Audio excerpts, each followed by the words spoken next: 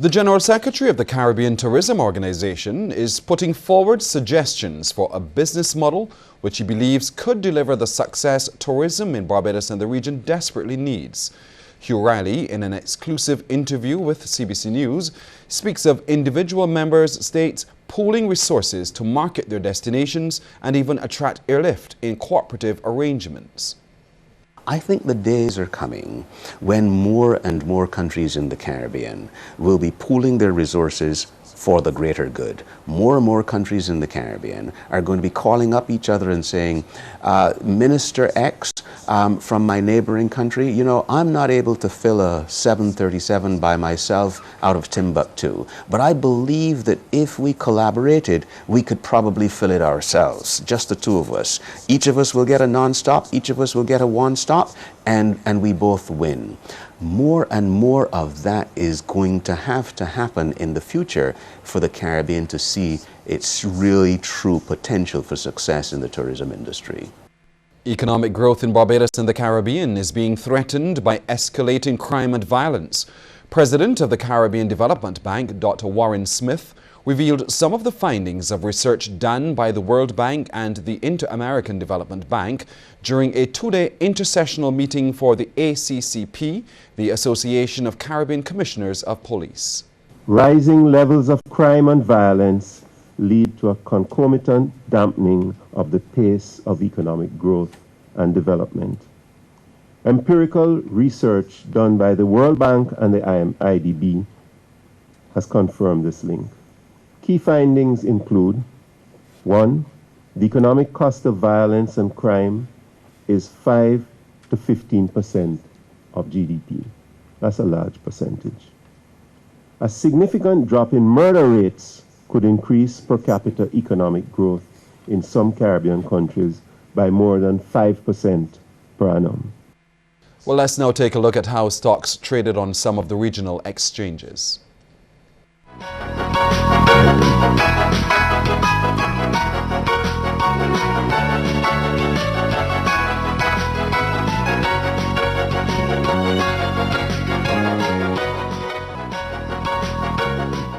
Well, now in our Central Bank of Barbados feature, Growing the Economy, the Value of the Foreign Exchange Sectors, we explore exciting niche markets to boost brand Barbados.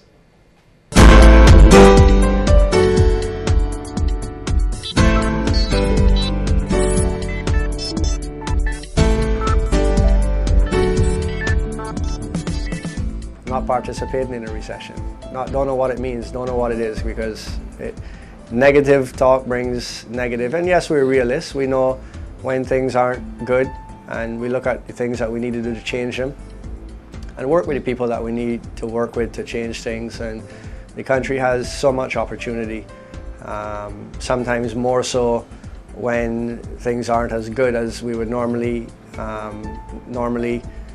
live with the way that they are. A positive spin from a well-known local racing car driver and a leader of new thinking on creatively showing up Barbados's tourism product.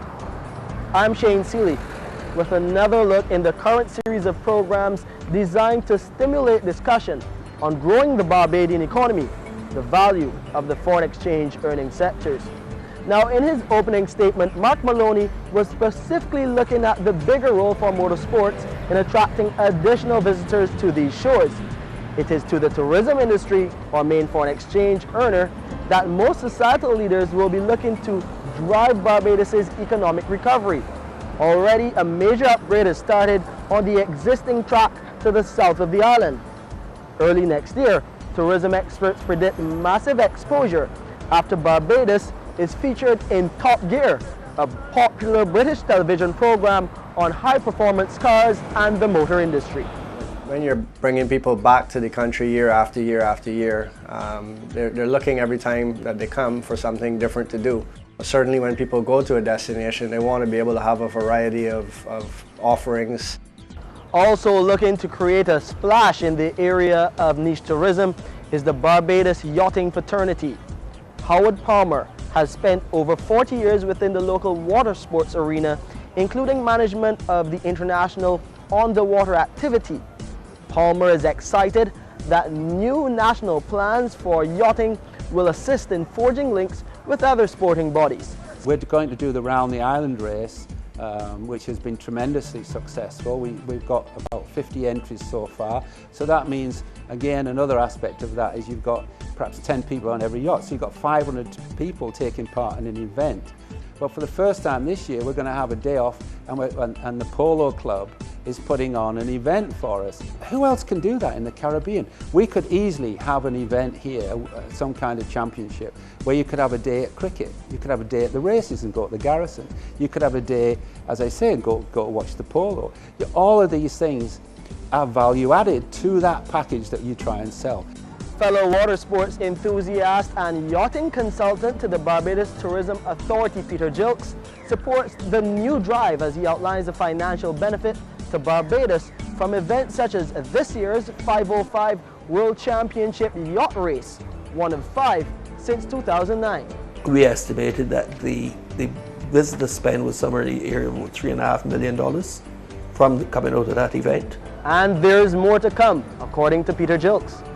We have the hotel infrastructure, we have the bars, the restaurants, we have the polo clubs, we have the golf courses. We have all those things that type of person that is dealing at that level of sophistication wants to do, and we have it here.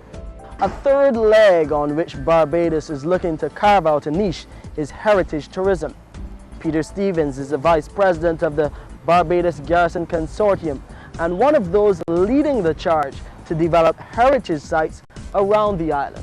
If we were to try to put a figure on what would be the bonus to Barbados on the heritage tourism, additional income from the World Heritage Site, we would guess in the short to medium term that would add $100 to $200 million in receipts to our economy. But that could be a very conservative estimate.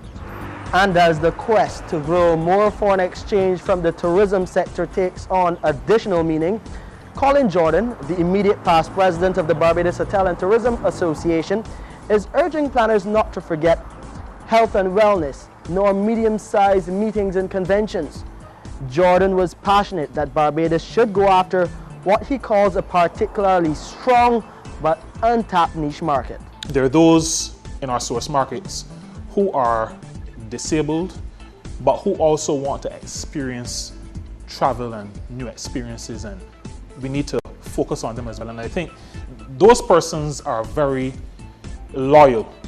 If you look out for persons who have disabilities, they will be loyal to you.